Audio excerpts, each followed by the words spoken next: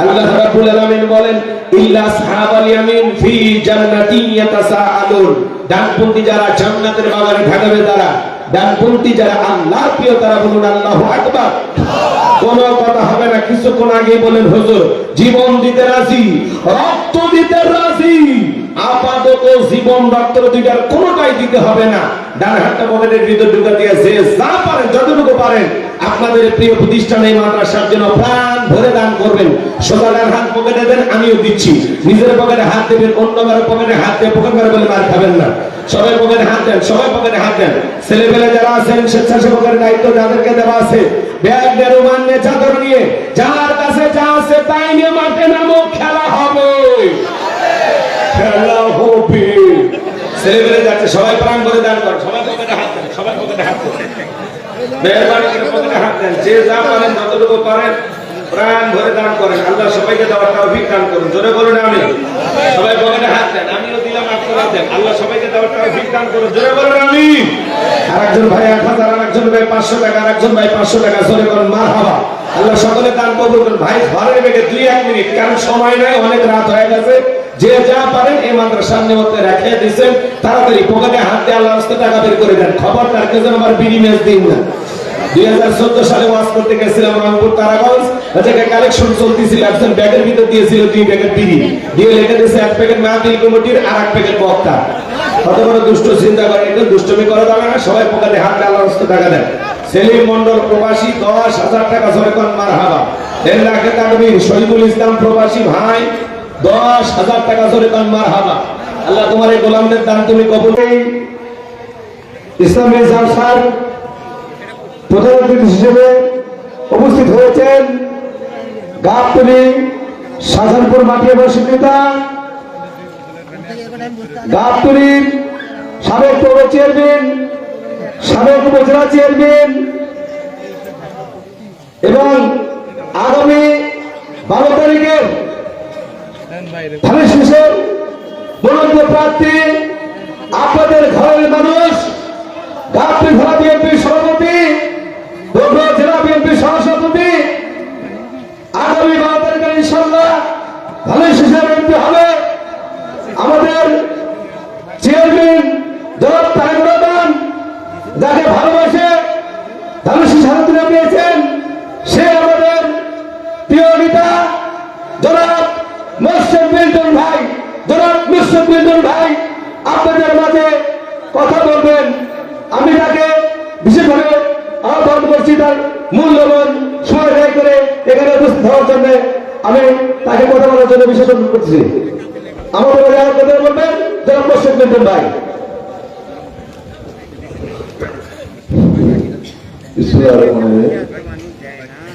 অঞ্চলকে ইফতারিয়া হাফিজিয়া মাদ্রাসা এতিমখানা আয়োজিত এই ইসলামী জলসার শ্রদ্ধেয় এবং সম্মানিত সভাপতি জনাব আলহাজ কামরুজ্জামান মধু সাহেব, উপস্থিত মঞ্চে প্রধান বক্তা হযরত মাওলানা মোহাম্মদ গোলাম রব্বানী যুক্তিবাদী, উপস্থিত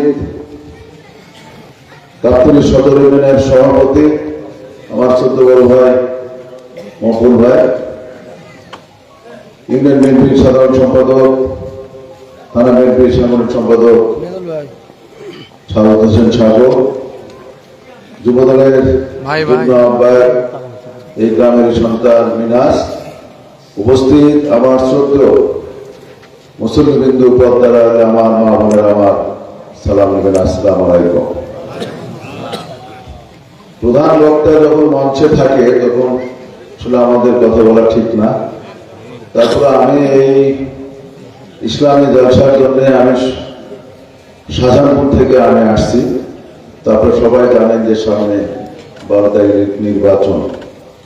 সেই নির্বাচনে আমি যত প্রার্থী আপনাদের ছেলের মতো, আপনাদের ভাইয়ের মতো, এই অঞ্চলটির মানুষের সঙ্গে আমার আত্মার সম্পর্ক, আত্মীয়তার সম্পর্ক। তো এই জলসা একটি মাদ্রাসা এতিমখানার উন্নয়ন, আল্লাহর ঘর ইনশাআল্লাহ উন্নয়ন হবে, উন্নয়ন থেকে থাকে না। তা উন্নয়ন করতে হবে আমাদের সামাজিক, পারিবারিক এবং আমাদের ব্যক্তিগত রিলেশন, যেটা বলে সম্পর্ক। তো আজকে যে ওয়াজ মাহফিল, এটা শুধু উন্নয়নের জন্য হয় না। প্রতি বছর আমাদের শ্রদ্ধেয় ধর্মপ্রাণ মুসল্লিবৃন্দ এবং আমাদের শ্রদ্ধেয় মা বোনেরা যারা প্রধান বক্তা, তাদের বক্তব্য কুরআন হাদিসের আলোকে যে বক্তব্যগুলো শোনে সেগুলো আমল করার জন্য এখানে আসে। তা আমার অত্যন্ত ভালো লাগলো। আমি ধন্যবাদ জানাই যে এই ইসলামী জলসা যারা আয়োজন করেছে, যে এত রাত 12টা পার হয়ে গেছে, তা আলহামদুলিল্লাহ এখানে একেবারে কানায় কানায় ভর্তি। এটা অত্যন্ত আমার ভালো লাগছে। গত কয়েকদিন আগে জয়ভোগা হলো, ভাঙনপাড়া হলো, সেখানেও দেখলাম। তা আমরা অনেক তাফসীর কোরআন মাহফিল, ওয়াজ মাহফিলে যাই, বিরাট ইসলামী জলসা যায় দেখি 50 জন লোক, 30 জন লোক। এখন আমরা প্রধান অতিথি কিছু বলতে পারি না, মেলায় দেখা যায় তার চেয়ে বেশি লোক। মেলা দেখলাম না, তো অনেক জায়গায় মেলা হয়। যাই হোক, অত্যন্ত সুন্দর পরিবেশ এবং শ্রদ্ধেয় মুসল্লিবৃন্দ এখানে উপস্থিতি আছে। প্রধান বক্তা আরো কথা বলবে। ইনশাল্লাহ আমি আপনাদের ছেলে, আপনাদের ভাই, এটা কি ভুল বললাম বলেন? তাহলে আমি চাবো 12 তারিখে নির্বাচন, ধানের শীষ মার্কা।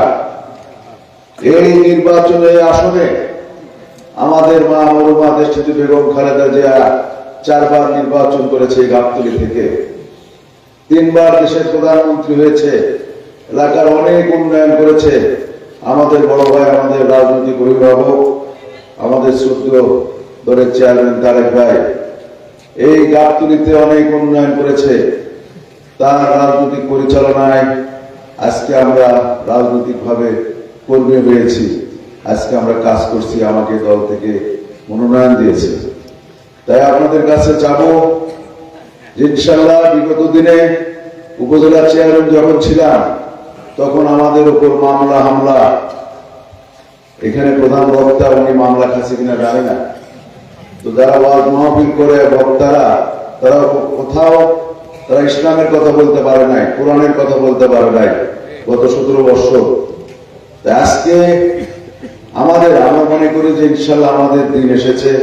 আগামী 12 তারিখ যে নির্বাচন, সেই নির্বাচনে আপনারা আমাকে ছেলের মতো মনে করে, ভাইয়ের মতো মনে করে অবশ্যই ধানের শীষ মার্কা আপনারা ভোট দিবেন। এবং এলাকার বিগত 17 বছর এলাকার কোন উন্নয়ন হয় নাই।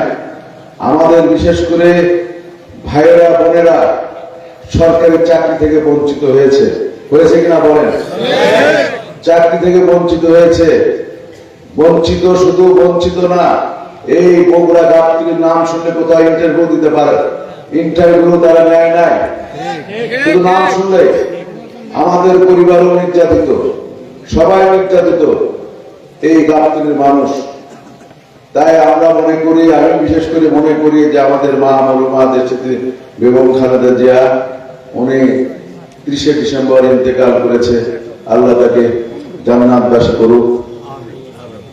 তো তার জন্য আমরা বিশেষ করে আমরা এখানে যারা বিএনপি নেতৃবৃন্দ আছি, আমরা সবাই দোয়া চাবো। সে অনেক কাজ করেছে দেশ ও জাতির জন্য। এই বাংলাদেশে তার স্বামী শহীদ প্রেসিডেন্ট জিয়াউর রহমান এই দেশ ও জাতির জন্য অনেক কাজ করেছে।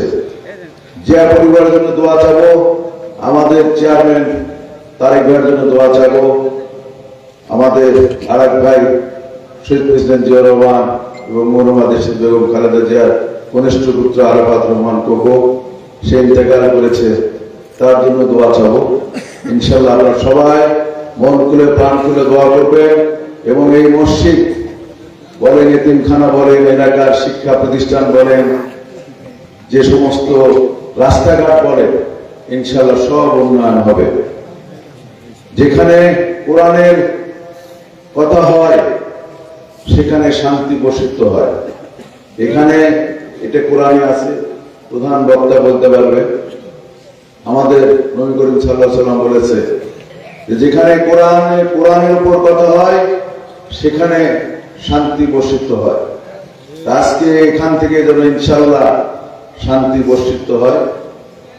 আর আবারও আমি বলছি, আগামী 12 তারিখ নির্বাচন, সেই নির্বাচনে আমি আপনাদের ছেলে ভাই হিসেবে ইনশাআল্লাহ ভোট চাচ্ছি এবং আপনারা ভোট দিবেন। এলাকার ইনশাআল্লাহ উন্নয়ন, যে সমস্ত উন্নয়ন আছে, উন্নয়নগুলো ইনশাআল্লাহ আপনারা বুঝে নেবেন। সবাইকে ধন্যবাদ। আসসালামু আলাইকুম।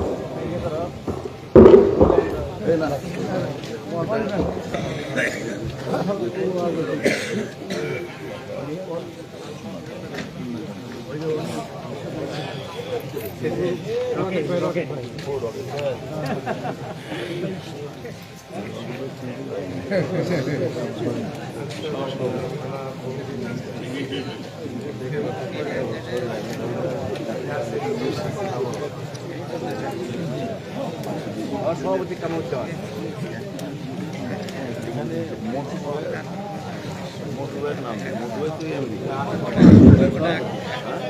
সম্মানিত ভাইরা আমার, প্রধান অতিথি আপনাদের মানুষ জননেতা জনাব মোহাম্মদ মোর্শেদ মিল কথা পবিত্র কোরআনুল কারীমের 1 নাম্বার সূরা সূরাতুল ফাতিহার 1 নাম্বার জবান ছেড়ে বলুন আলহামদুলিল্লাহি রাব্বিল আলামিন। সমস্ত প্রশংসা, যাবতীয় প্রশংসার একমাত্র মালিক তিনি, সৃষ্টিগুলোর প্রতিপালক আমাদের আল্লাহ যিনি। এই আয়াতের ভিতরে রব শব্দ আছে না নাই? এরপরে আপনি যখন রুকুতে চলে যায় কি তাসবিহ পাঠ করি, সুবহান রাব্বিয়াল আযীম, সুবহান রাব্বিয়াল আযীম, রব শব্দ আছে না নাই? রুকু হতে দাঁড়ানোর সময় কি বলি? সামিআল্লাহু লিমান হামিদা, রব্বানা লাকাল হামদ, রব শব্দ আছে না নাই? এরপরে আপনি যখন সিজদায় চলে যায় কি তাসবিহ পাঠ করি? সুবহান রাব্বিয়াল আ'লা, সুবহান রাব্বিয়াল আ'লা। অনেক মুরব্বি আছে খালি ফিসফিস করেন সুবহানাল্লাহ সুবহানাল্লাহ, সবিনেতে আ'লা স্পষ্ট করে বলতে হবে সুবহান রাব্বিয়াল আ'লা। এরপরে নামাজের সালাম ফিরানোর পরে আল্লাহর কাছে যখন হাত তুলে দোয়া করি কি বলি? রব্বানা আতিনা ফিদ দুনিয়া হাসানাতাও ওয়া ফিল আখিরাতি হাসানাতাও ওয়া কিনা আযাবান নার। সূরা বাকারা 201 নম্বর আয়াত। আল্লাহর কাছে ডেকে বলে, হে আমাদের রব, আমাদেরকে দুনিয়ার কল্যাণ দান করো, আখিরাতের কল্যাণ দান করো, এই কঠিন জাহান্নামের আগুন থেকে আমাদের মুক্তি দাও। তাহলে ইহকাল পরকালের কল্যাণ দেওয়ার মালিক কে? জাহান্নামের আগুন থেকে বাঁচানোর মালিক কে? পবিত্র কোরআনুল কারীমের সর্বশেষ যে সূরা, সূরাটির নাম হলো নাস, তার 1 নম্বর আয়াত, কুল আউযু বিরাব্বিন নাস। এই আয়াতের ভিতরে রব শব্দ আছে না নাই? জীবনের সব জায়গায় রব। আপনি ওই যেদিন মারা যাব, মসজিদের মাইকে যেদিন এলান জারি হবে, এই গ্রামের অমুক ব্যক্তি বেঁচে নাই, ইন্না লিল্লাহি ওয়া ইন্না ইলাইহি রাজিউন। আপনার আমার মৃত্যুর সংবাদ শোনার পরে স্ত্রী কেঁদে বলবে স্বামী নাই, ছেলেটা কেঁদে বলবে বাবা নাই, মেয়েটা কেঁদে বলবে আপু নাই, পিতামাতা বেঁচে থাকলে বলবে কলিজার ধনটা হারাইলাম। আপনাকে আমাকে বিদায় দেওয়ার জন্য পাড়া প্রতিবেশী আত্মীয় স্বজন সবাই বাড়িতে হাজির হয়ে যাবে। 10 তলা 20 তলা বিল্ডিং বানার বাজার, জীবনের শেষ বছর কোটি টাকা দিয়ে বানানো বাথরুমে হবে না বাজার, চাইনা টাইলস দিয়ে বানানো বাথরুমে হবে না। আপনার আমার জীবনের শেষ বছর ওইখানে কিন্তু হবে না। ওই বিল্ডিং থেকে নামাইয়া চকির উপরে শোয়াইয়া মশারি টাঙাইয়া বড়ই পাতার গরম পানি দিয়ে গোসল করাইয়া আতর সুরমা লাগাইয়া জন্মের মতো সাজাইয়া দেবে, সাদা কাপড়ে চকলেটের মতো মরাইয়া মসজিদের খাটিয়াতে তুইলারে যুবক 4 জন বরযাত্রী ধরে আটপা দুপা করে কবরস্থানে নিয়ে যাবে। লাশটা নামানোর জন্য 3 জন মানুষ নামে, মনে হবে এরাই সাথী, কিন্তু না না, এক একে সবাই কবর থেকে উঠে আসবে। এরপরে যখন কবরে পরে পাশের বিছানা দিয়া চাটাই দিয়া মাটি চাপা যখন দিয়া দেবে, সবাই যখন কবর রেখে এক একে চলে আসবে। কবরে থাকা ব্যক্তি তাদের পায়ের আওয়াজ শুনতে পাইবে, চিৎকার মেরে ডেকে বলে একা রাইখা যাইও না। কবরে থাকা ব্যক্তির চিৎকার দুনিয়ার কেউ শুনতে পাবে না। আমার নবী বলেন যে কবরে চলে গেল তার চাইতে অসহায় আর কেউ নাই। দাজ্জালের ফিতনার চাইতে বড় ফিতনা হলো কবর। নবী বলেন ক্বালা রাসূলুল্লাহ সাল্লাল্লাহু আলাইহি ওয়াসাল্লাম ইন্নামাল কুবুরু রাওদাতুম মিন রিয়াদিল জান্নাহ আও হুফরাতুম মিন হুফারিন নার। রাহু তিরমিজি। নবীজি দেখে বলেন যে ব্যক্তির আমল ভালো, মৃত্যুর সঙ্গে সঙ্গে আল্লাহ রাব্বুল আলামিন তার কবরটাকে জান্নাতের বাগান বানায় দিবেন। বলুন সুবহানাল্লাহ। আর যে ব্যক্তির আমল খারাপ, আও হুফরাতুম মিন হুফারিন নার, তার কবরটা হয়ে যাবে জাহান্নামের আগুনের গর্ত। একবার যদি কারো কবর জাহান্নামের আগুনের গর্ত হয়ে যায়, তার কিন্তু বাঁচার কোনো উপায় নাই। কবর বড় কঠিন জায়গা বাজার। আমার আল্লাহ রাব্বুল আলামিন বলেন ফামাই আমাল মিসকালা যাররাতিন খায়রান ইয়ারা ওয়া মাই আমাল মিসকালা যাররাতিন শাররান ইয়ারা। বান্দারে তুমি যদি জাগা পরিমাণ পরিমাণে নেক আমল করো, এটাও তোমার আমল নামায় লিপিবদ্ধ করা হবে। আবার তুমি যদি জাগা পরিমাণ পরিমাণে বদ আমল করো, ওইটাও তোমার আমল নামায় লেখা হবে। আর যারা গুনাহে একবার অন্ধকারে কবরে যাবে, ওই কবরের ধানের মাটি বামে চলে যাবে, বামের মাটি ডানে চলে যাবে। এমন করে সাপ করে বাজান এক পাথরের হারুন্য পাথরে ঢুকে যাবে। কবরে থাকা অন্ধ ফেরেশতা চোখে দেখে না, কানে শোনে না, হাতুড়িতে আঘাত করবে, দেহটা চূর্ণ বিচূর্ণ হয়ে যাবে। কবরে থাকা বিষাক্ত সাপ একবার যদি সবল মারে, পা থেকে মাথা পর্যন্ত বিষের যন্ত্রণায় দেহটা চলে যাবে। কবর কিন্তু জায়গা ভালো না, কথা বলেন ঠিক কি না? কবর কিন্তু ভালো জায়গা না। কত মানুষকে কবরে শায়িত করলাম, কিন্তু সেখান থেকে শিক্ষা নিলাম না, কথা বলেন। হঠাৎ করে আপনাকে আমাকেও যাওয়া লাগবে বাজার, এই দুনিয়া থাকার জায়গা না, কথা বলেন। করতেছেন কবরে যাবেন না, কবর কিন্তু জায়গা ভালো না, কথা বলেন। 6 দিন পরে নখ খসে যাবে, 9 দিন পরে চুল। কবর গায়ের সামান নিতে কইরো না কেউ ভুল। কবর জায়গা ভালো নয়, কবর জায়গা ভালো নয়। আমল দিয়ে কবর গৃহ সাজিয়ে নিতে হয়। 17 দিনে পেট ফেটে শেষ পোকার খাদ্য হবে। 7 দিন পরে গোশত থাকবে না, কঙ্কাল পরে রবে। সুন্দর দেহটা, ওই কবরের বাসটা পচার একটা লাশটা পচে যাবে। কিন্তু যারা আমলের মেডিসিন নিয়ে ঘুমাবে তাদের কোনো সমস্যা নেই। সুবহানাল্লাহ। কালকে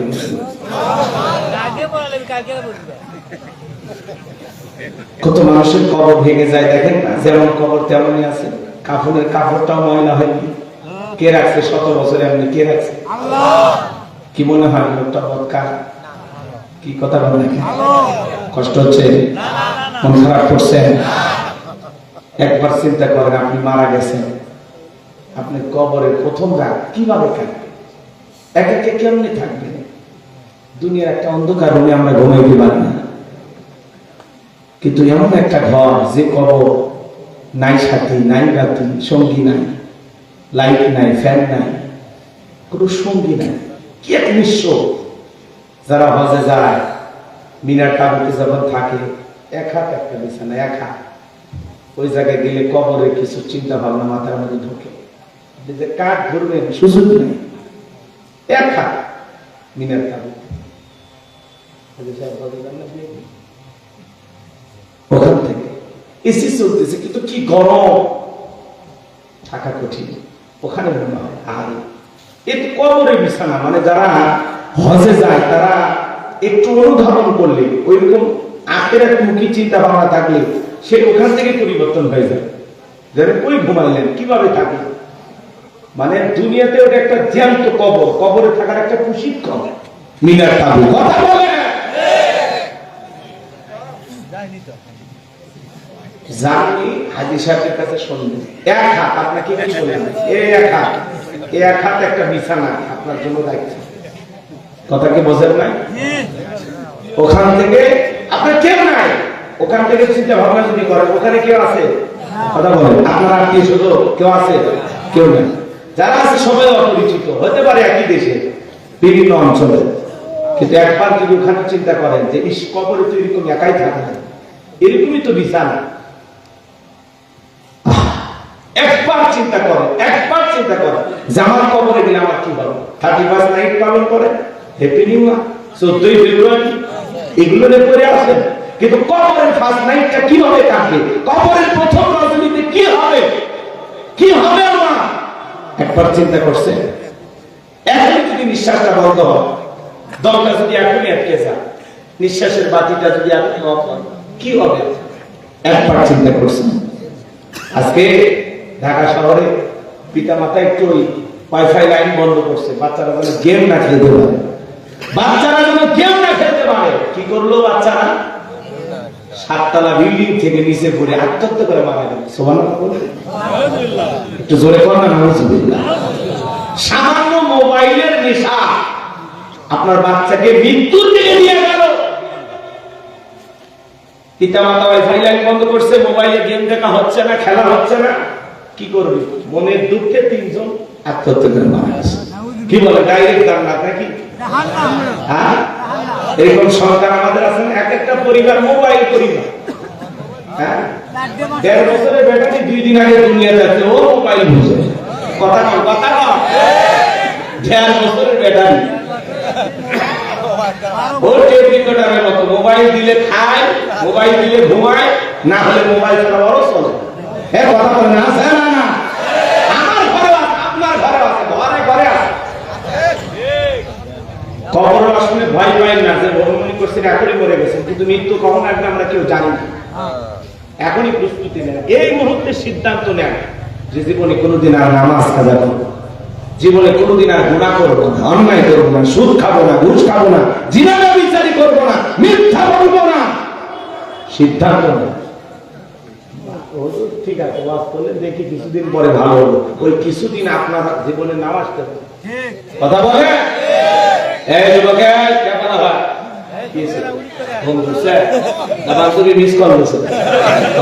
আশেপাশে বহুত লোক আছে, বা ধরা করলে কিন্তু খবর আছে, একটা বাটাম ঝুলাই হয়ে গেছে।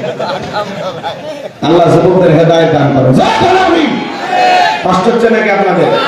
অনেক কথা বলা যায়, কবরকে ওয়াজ করলে 2 ঘন্টা ওয়াজ করা যাবে, কিন্তু সময় নেই। তাহলে বলেন আমাদের ভিতরে সমস্যা আছে না নাই? মিথ্যা বলা থেকে বিরত থাকা দরকার আছে না নাই? ইমানদার হবে, সত্যবাদী, তারা কখনো মিথ্যা বলবে। তাহলে কি বললাম? 17 দিনে পেট ফেটে পোকার খাদ্য হবে, 7 দিন পরে গোশ থাকবে না, কঙ্কাল পরে রবে, 90 দিনে হাড়গুলি সব, 90 দিনে হাড়গুলি সব আলাদা হয়ে রয় কবর। জায়গা ভালো নয় কবর, জায়গা ভালো নয়, আমল দিয়ে কবর গৃহ সাজিয়ে নিতে হয়। কথা বলেন ঠিক কিনা? নবীর প্রিয় সাহাবী হযরত ওসমান রাদিয়াল্লাহু তাআলা আনহু, জান্নাতের সার্টিফিকেট প্রাপ্ত সাহাবী, কবর থেকে অজরে কান্না করেন। সাহাবায়ে কেরাম ডেকে বলেন, ভাই ওসমান, আপনি কবর থেকে কেন কান্না করেন? হযরত ওসমান রাদিয়াল্লাহু তাআলা আনহু বলেন, এই কবর হলো প্রত্যেকটা মানুষের প্রথম স্টেশন, প্রথম ঘাঁটি, প্রথম মঞ্জিল।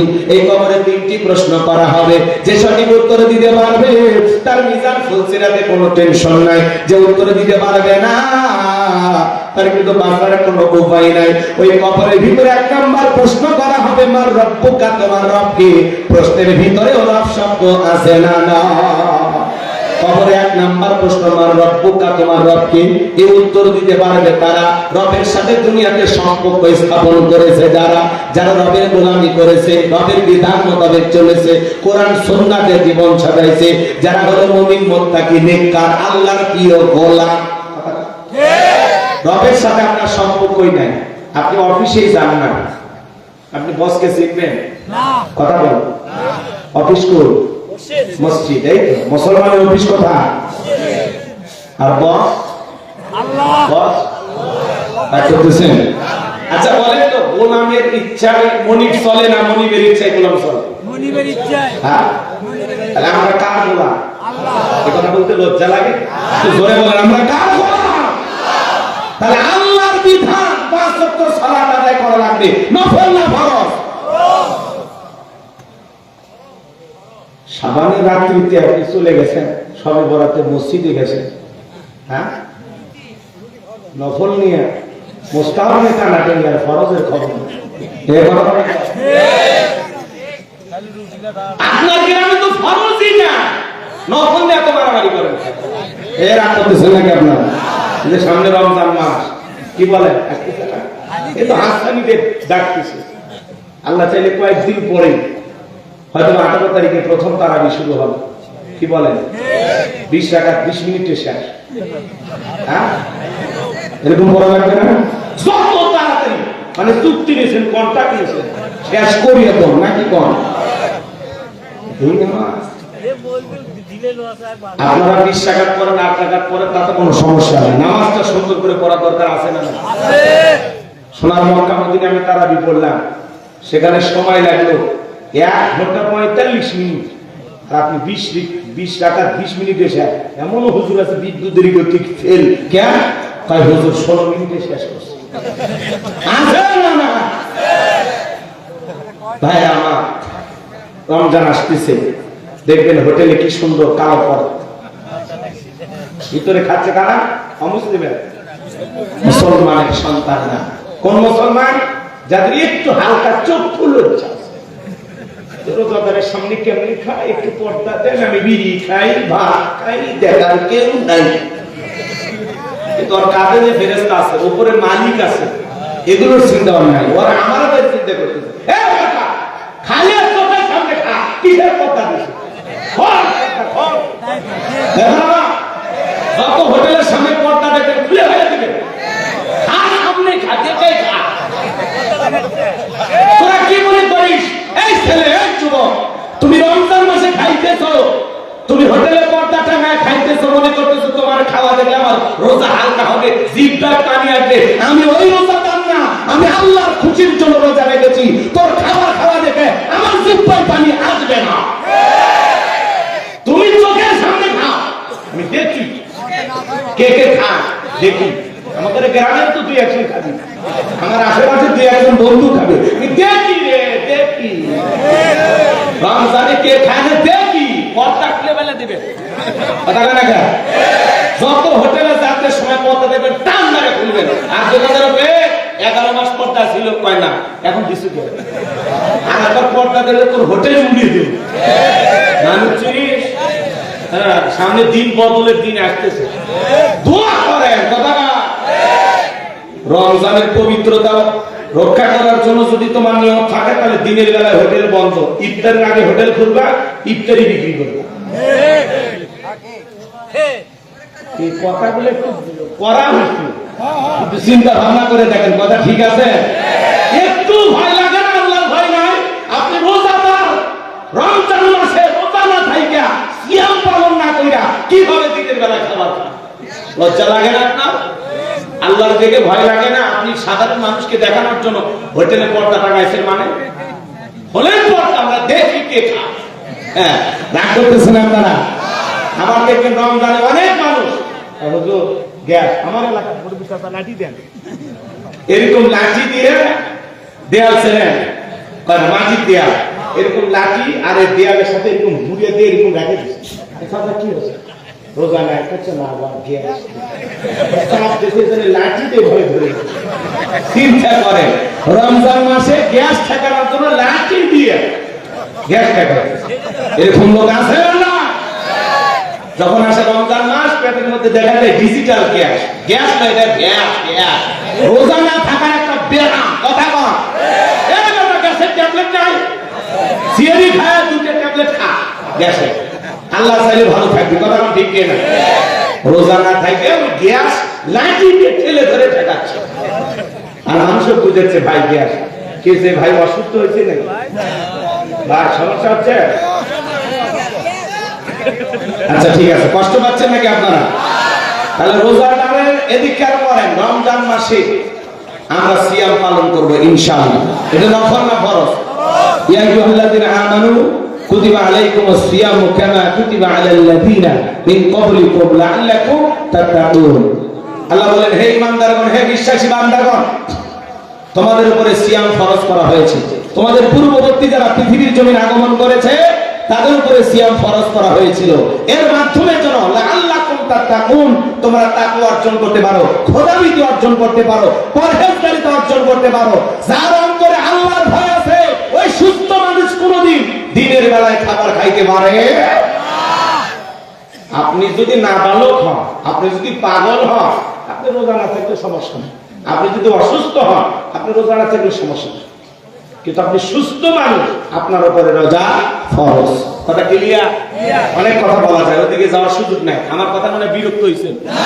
তাহলে বলেন, যারা নিয়মিত যারা সালাত আদায় করে, 5 ওয়াক্ত সালাত আদায় করে, রবের বিধান মোতাবেক চলে, যাদের মুমিন মুত্তাকিদের তালিকায় নিজের নামটা লেখাইতে পারছে, ওই সমস্ত নেককার মুমিন মুত্তাকি বান্দারা যখন কবরে চলে যাবে, তাদেরকে যখন প্রশ্ন করা হবে মান রব্বুকা, ওই নেককার মুমিন মুত্তাকি বান্দা জবাব দিয়ে বলবে রব্বি আল্লাহ, রব্বি আল্লাহ, আমার রব আমার আল্লাহ। আল্লাহু আকবার বলেন। আমার ভাইয়েরা, কিন্তু যারা বলে আল্লাহর অবাধ্য গোলাম নাফরমান, যারা বলে খাও খাও ফুর্তি করো, দুনিয়াটা মস্ত বড়, দুনিয়ার রং তামাশায় মেতেছিল, যারা শয়তানের ধোঁকায় পড়ে মিসগাইড হয়েছিল, ভুল পথে পরিচালিত হয়েছিল, তাদেরকে যখন প্রশ্ন করা হবে মার রব্বুকা, তোমার রবকে, আল্লাহর অবাধ্য গোলামেরা, ওই নাফরমান গুনাহগার যারা, জবাব দিতে পারবে না তারা। তাহলে কবরের প্রশ্নের সঠিক উত্তর দিতে পারবে তারা আল্লাহর প্রিয় নেককার মুত্তাকি ঈমানদার খাঁটি মুসলমান যারা। উত্তর দিতে পারবে না তারা অবাধ্য নাফরমান গুনাহগার বান্দা যারা। কথা ক্লিয়ার? কথা কি বুঝতে পেরেছেন? তাহলে কবরে 1 নাম্বার প্রশ্ন মার রব্বুকা, প্রশ্নের ভিতরে রব শব্দ আছে না নাই? আমরা যে আলোচনা করছিলাম, আল্লাহ তাআলা আয়াতের শুরুতে কি বলেন? ইন্নাল্লাযীনা ক্বালু রাব্বুনাল্লাহ,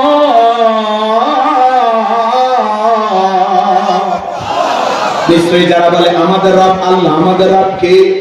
আরেকটু জোরে বলেন আল্লাহ।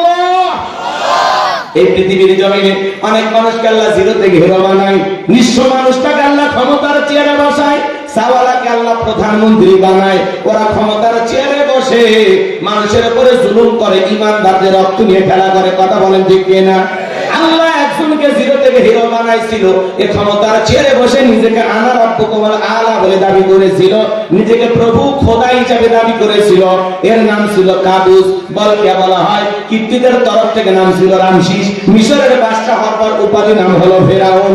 এ ছিল একটা ভবঘুরে যুবক, এলাকায় কোনো কাজকর্ম পাইল না। ভবঘুরে যুবক মানে বোঝেন না, যারা ইয়াবা ফেন্সিডিল গাঁজা মদ খায়, গাছক ধাক্কা মেরে কই ভাইজান সাইদ দেন, বউ যদি দরজা খোলে লোকের বাপ তুমি ঢোলকা, কয় মা তুই বুঝবো না, আজ একটু বেশি পরিমাণে মাল খাসি। এরকম মাল খোর আছে না? না। নেশা খোর আছে না? না।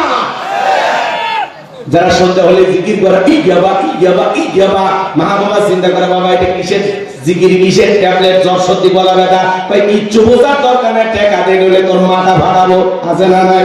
এ বাজান গভীর মনোযোগ দেন, কথাগুলো শুনবেন। এই যুবকেরা দল, যে মুখে মা সেই মুখে আমরা মাদক তুলবো না। আসুন না আমরা মাদক মুক্ত সমাজ গড়ি। যারা পৃথিবীর জমিনে শরাব পান করবে, মদ পান করবে, তাদের জন্য জান্নাত হারাম, জান্নাত হারাম। এই জন্য যুবক মদ গাঁজা ইয়াবা ফেন্সিডিল এগুলো খাওয়া যাবে না। এগুলো আজে বাজে নিশাদ্রব্য না খাইয়া ওই টাকা জমাইয়া যদি বউরে প্রত্যেক মাসে একটা করে 30 পিস কিনে দিতে পারো, জীবনে কিছু না হোক 12টা মাসে 12টা বাসরাত পাওয়া যাবে। কথা কোন ঠিক না? এই জন্য আজে বাজে জিনিস খাওয়া যাবে না। যুবক নিশাদ্রব্য পান করা যাবে না, এগুলো জায়েজ না হারাম? এগুলো ফালতু জিনিস কেন খাও? আসো, তুমি ভালো ছেলে, খেয়ে না, আসো আমার দিকে আসো, কথা বলো। ফিরে আসার দরকার আছে না নাই? আমার কথা আমল করবো না? কোন কোন যুবক আছে হাত তুলে বাধা দাও, জীবনে কোনোদিন নিশাদ্রব্য পান করবো না ইনশাআল্লাহ। আল্লাহ যুবকের হেদায়েতের মধ্যে কবুল করেন, জোরে বলেন আমিন। এসুলে ভবঘুরে যুবক এলাকায় কাজকর্ম পাইল না, বাল্যকালের বন্ধু হামানকে নিয়ে মিশরে চলে গেল। মিশরে যাওয়ার পরে সর্বপ্রথম হলো তরমুজের ক্ষেতের লেবার, এরপরে সরকারি গোরস্থানের দারোয়ান লাগবে। হাজার হাজার মানুষ লাইনের মধ্যে দাঁড়ায় গেছে, ইন্টারভিউ চলতেছে। ওই কাবুস নামের ফেরাউনও দাঁড়ায় গেছে। এইবার একে একে ইন্টারভিউ দিতে যখন ফেরাউনের পালা, দেখে বলে বাদশা ফুটবল আসানে ভিনদেশ থেকে আপনার দেশে এসেছি, যদি চাকরিটা দেন সারা জীবন আপনার প্রতি কৃতজ্ঞ থাকবো, কোনোদিন আপনার কথা ভুলে যাব না, দয়া করে আপনি আমার চাকরিটা দেন। এত সুন্দর ভাবে কথাগুলো উপস্থাপন করলেন আর দেখে বলে বাদশাহ আমি যতটুকু জানি মিশরের জমিনে আপনার চেয়ে ভালো মানুষ আর কেউ নাই। বাদশার দিকটা নরম হয়ে গেল। কথা আছে দুষ্ট লোকের মিষ্টি কথা।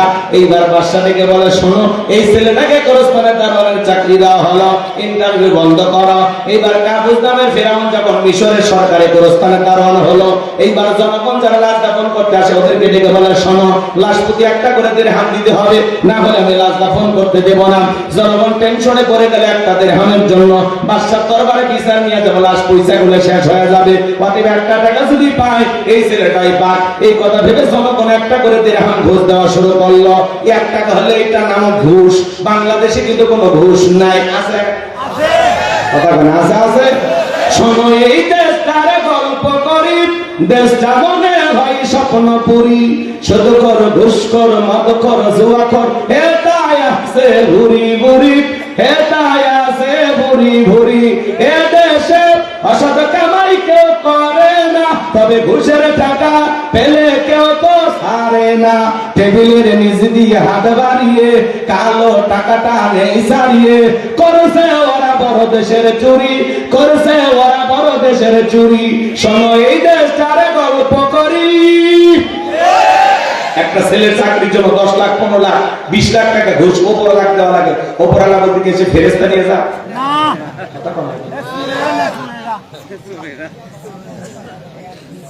এদেশের সিএফ টেবিল পর্যন্ত ঘুষ খায়। কথা আমার ঠিক কিনা? রাগ করতেছেন নাকি আপনারা? সম্মানিত ভাইরা আমার গভীর মনোযোগ দিয়ে কথাগুলো শুনে যান বাজান। আমি যে কথা বলতে চাচ্ছিলাম, এইবার জনগণ একটা করে দিরহাম দেওয়া শুরু করলো। আল্লাহর খেলা বোঝা বড় দায়। ওই জামানায় একটা মহামারী দিল, নাম হলো ডায়রিয়া, কলেরা। আমাদেরকে আল্লাহ 20 সালে মহামারী দিয়েছিল, ধরো না সুইয়ের নাম হলো করোনা। বাবা করোনা রোগে আক্রান্ত হয়ে মারা গেছে। বাবার লাশটাও দেখতে যায় নাই, বাবার কবরে মাটি দেয় নাই। স্বামীর করোনা হয়েছে, স্ত্রী কাছেই যায় না। কথা সত্য। তার থেকে তো এই ঘটনা ঘটছিল। আচ্ছা এই কি একজন ব্যবসা করতেছেন আপনারা বলে 2টে 3টে কি হচ্ছে? এ ভাই দোয়া করে দেন।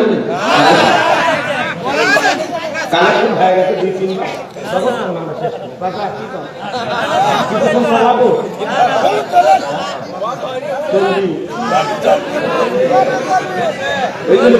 সকালে সেই দিলই একেবারে 12টার পর কি কর কি হইতো 10:30 11টায় দিলে কি কষ্ট হচ্ছে আপনাদের? এই ভাতিজাই বসো বসো, তোমার কথা আছে তো। হ্যাঁ ভাতিজা ধরে রাখেন। তাকবীর দালিল লাগে তাকবীর।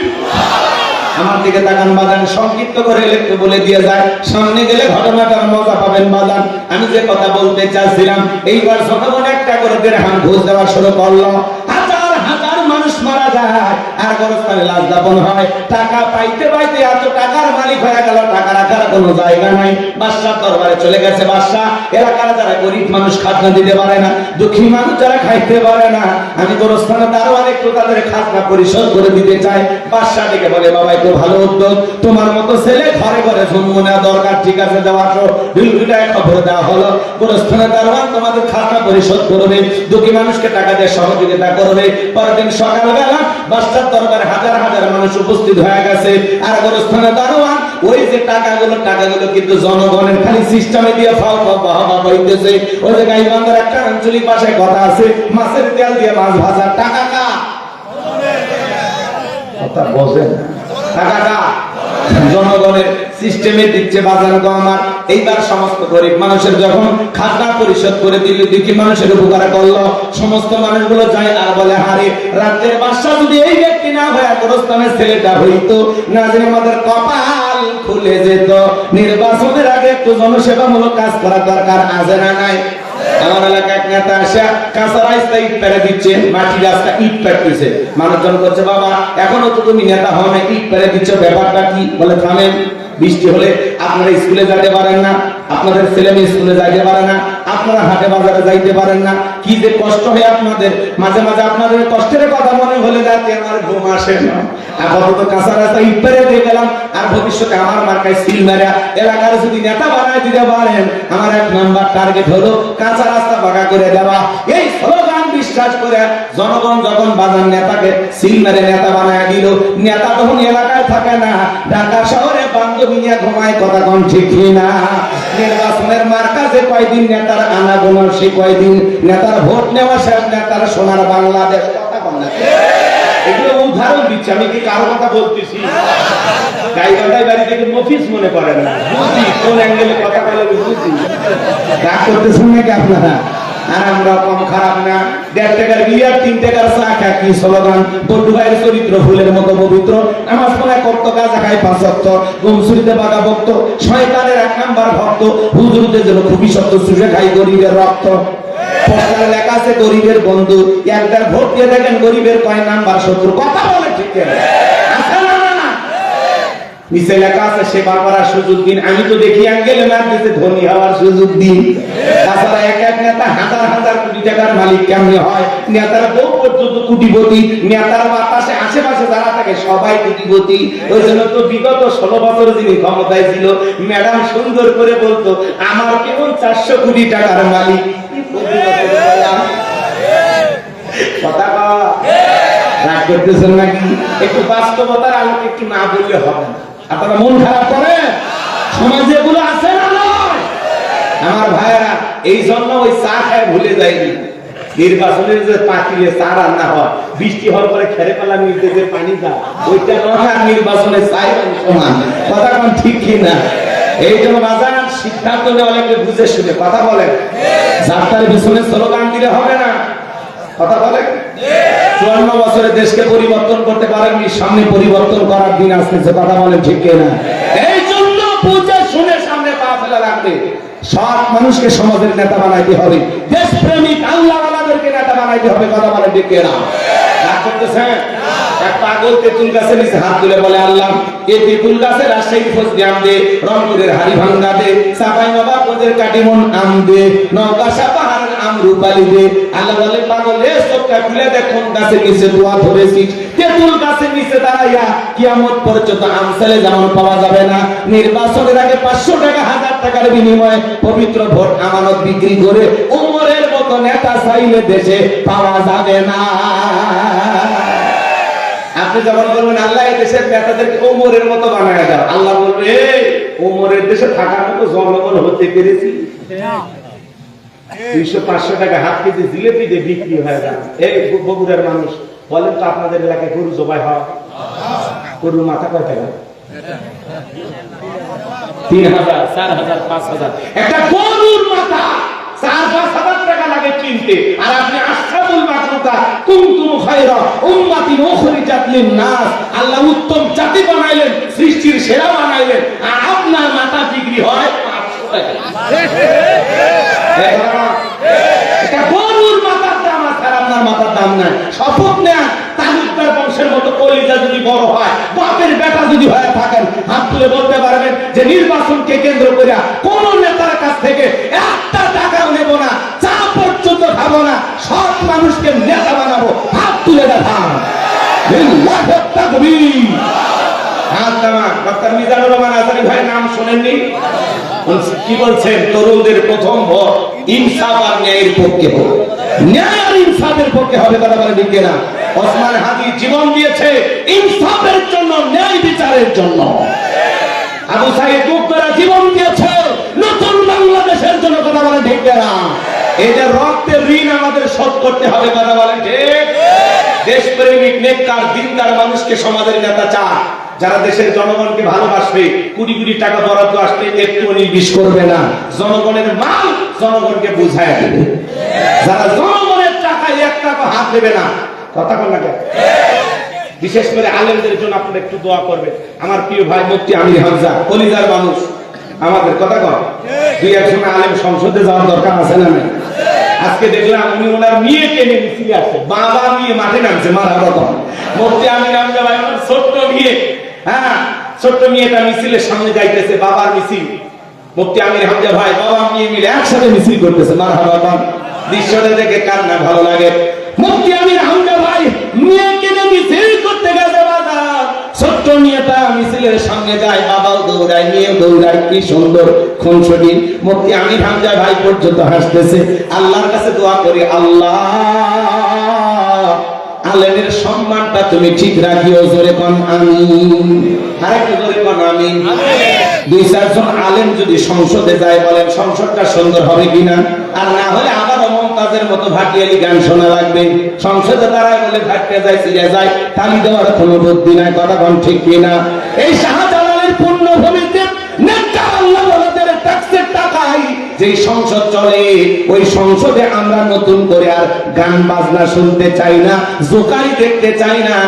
সংসদের ভিতরে দাঁড়ায় যেন জনগণের কল্যাণ নিয়ে কথা হয়, দেশের শান্তি রক্ষা করা নিয়ে কথা হয়, এ দেশের মানুষের কল্যাণে যেন কথা বলা হয়, এমন মানুষ যেন সংসদে যায়, কথা বলে ঠিক কিনা?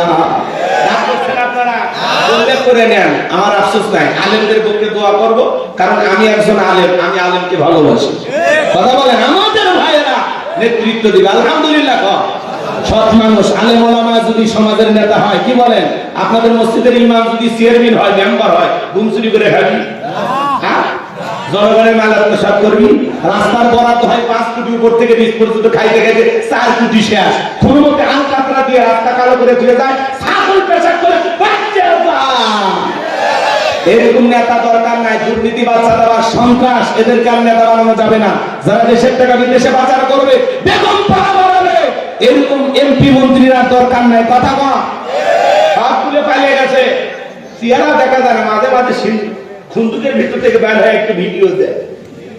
যদি একজনের শরীর চলে না, উনি তো বলতেছে আওয়ামী লীগকে ছাড়া নির্বাচন এদেশের মানুষ মেনে নেবে না, এই নির্বাচন জনগণ প্রতিহত করবে।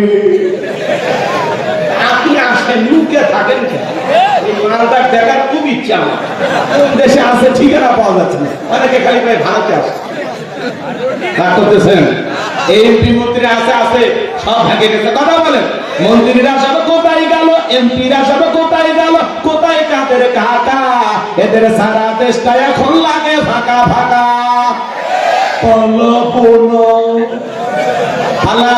পালাবো না যায় না তাদের দেখা, ওদের সারা দেশটা এখন লাগে ফাঁকা ফাঁকা। আইন মন্ত্রী আটকে গেল আইনেরই ফাঁকে, দাড়ি সারা দরবেশটারে ভণ্ড ভণ্ড লাগে। দাড়ি কাছে নৌকা চড়ে পালাছে, তারা জীবন দিচ্ছে তা নৌকা ছাড়ানি, কথা বলে ঠিক না? শুনেছি ভাই কত নেতা নেত্রী খাইতেছে ভাই ডান্ডা, বিচারপতি কালা মানিকের ফাটিয়েছে নাকি আন্ডা। এই বিচারপতি শামসুদ্দিন মানিক আল্লামা সাইদি হুজুরকে মৃত্যুদণ্ডের রায় দিয়েছিল। আমরা বলতে চাই এই বিচারপতি মানিককেও মৃত্যুদণ্ডের রায় দিতে হবে। জুলাইয়ে যারা রিকশায় ভ্যানে ছাত্রদের লাশ পড়াইছিল, এদের 6 জনকে আজকে মৃত্যুদণ্ড দিয়েছে। একজন সেই কান্নাকাটি করতেছে আর বলতেছে আমি নির্দোষ বলতে বলতে অজ্ঞান হয়ে পড়ে গেছে। এ ভাই, তোমরা কেমনি পারলে মুসলমানের লাশগুলো আগুনে পোড়াইতে? একটু মায়া লাগে? তোদের ঘরে কি সন্তান নাই? তোদের ঘরে কি মা বাবা ভাই বোন নাই? কেমনে পারলি? আজকে নিজেকে নির্দোষ প্রমাণ করতে চা। কারা অপরাধ করেছে আমরা জানি না, কারা লাশগুলো পুড়িয়েছে আমরা জানি না, তবে কিছুটা আমরা আনন্দিত হয়েছি যে যারা অপরাধী এদেরকে এইভাবে চূড়ান্ত শাস্তি দেওয়া হোক, কথা বলেন ঠিক কিনা? সত্যিকারের অপরাধীদেরকে ফাঁসি দিতে হবে। ওরা কেন ইমানদারদের লাশ পুড়াইবে, কথা কর।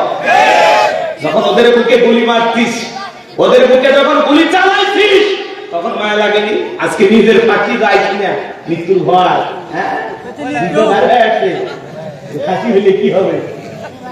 আর জুলাই যখন এতগুলো মায়ের বুক খালি করলি, তখন তোদের মায়ের মমতা গেছিলি তুই? দালাল, পাঁচটা দালাল, তোদের খবর আছে, কথা একটু অপেক্ষা করেন। আমার কথা কি বিরক্ত হচ্ছে? 12টা পার হচ্ছে, আগে করেছে আমার মাথা ঠিক নেই, ঠিক হচ্ছে? একটু ঘুম ভাঙানোর জন্য একটু হালকা নাড়াচাড়া দেওয়া লাগবে। হ্যাঁ, চাচা রাজি আছে, কয় চলুক বাবা, লিল্লাহি তাকবীর। আপনারা মানে ভুলে গেছেন। এই জন্য বাজান গো আমার, সামনে খুব চিন্তা ভাবনা করে, ওই যে বললাম আমাদের মিজানুর রহমান আজারি ভাই কিন্তু বারবার বলতেছে তরুণদের প্রথম ভোট ন্যায় ইনসাফের পক্ষে হোক, সৎ মানুষ দেশপ্রেমিক তারা হবে না, তা কথা বলেন ঠিক কিনা? যারা কখনো এই দেশের মানুষকে বিপদে ফেলে পালিয়ে যাবে না। কথা ঠিক? তবে আগামীতে খুব আলহামদুলিল্লাহ কম, যিনি নেতা হতে যাচ্ছে অন্তত পুরুষ প্রধানমন্ত্রী আপনারা পাচ্ছেন, আর নামের শেষে রহমান থাকবে। কথা কোন ঠিক কিনা? খুব দ্রুত, আর কয়দিন, আজকে 8 তারিখ আর 7 দিন, মানে আজ তো 6 তারিখ পড়ে গেছে, কি খান আর 6 দিন এর মধ্যে রেজাল্ট পাওয়া যাবেন। আল্লাহ কবুল করেন। একটু জোরে খান আমি সামনের দিকে যাই বাজান গো আমার। সমস্ত মানুষগুলো যখন চলে গেল, ওই দেশের যিনি মন্ত্রী ছিল মারা গেল, নির্বাচন শুরু হয়ে গেল। আগে তো জনগণের মন কাইরে গেছে, এইবার সবাই মিলে গোরস্থানের দারোয়ানকে মিশরের মন্ত্রী বানায় দিল। আল্লাহর খেলা বোঝা বড় দায়। যিনি বাদশা ছিল 12 লক্ষ জমিটা কারণে অল্প সময়ের ব্যবধানে বাদশাহ মারা গেছে, বাদশাহীর সিংহাসনটা ফাঁকা। এইবার সমস্ত জনগণকে ফেরাউন ডেকে বলে, শোনো, বাদশাহ মারা গেছে, একটা বাদশা ছাড়া দেশ চলতে পারে না, তোমরাই বলো মিশরের বাদশাহ হবে কে? সমস্ত জনগণ ডেকে বলে, আপনার চরিত্র আগে জানা হয়ে গেছে, আপনি আমাদের বাদশাহ হয়ে যান, আমাদের কারো কোনো আপত্তি নাই। এইবার জনগণের সমর্থন যখন পাইছে, নেতাদেরকে ডেকে বলে, তোমরা বলো মিশরের বাদশাহ হবে কে? সমস্ত নেতারা ডেকে বলে, জনগণ যেহেতু সমর্থন দিয়েছে আমরাও রাজি, আপনি বাদশাহ, আমাদের কারো কোনো আপত্তি নাই। এইবার মিশরের সিংহাসনে বসার পরে, বাদশাহীর চেয়ারে বসার পরে, রাতের বেলায় নেতা যখন ঘুমাইতে যায়,